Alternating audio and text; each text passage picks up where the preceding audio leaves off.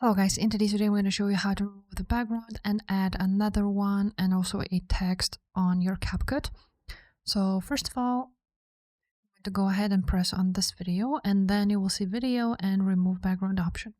Now you will have auto removal, but this is usually only for CapCut Pro.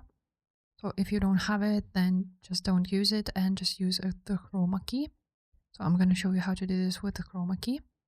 Press on chroma key, color picker, then choose on color picker, choose the color, and as you can see, it now removes the background, but this only works if your background is in one color.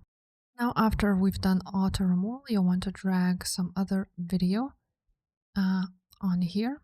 I'm just gonna add it like so, and now I'm just gonna swap them. So this will be the main one and this will be like an overlay, and as you can see, it works just fine, just like so. And now if you want to go ahead and add a text, press on text, default, and you want to go ahead and add the text between these two. Now let's make it bigger, and now as you can see, the text is behind a person. So that's basically how it works, guys. If this video was helpful, make sure to subscribe, and I will see you next time. Bye.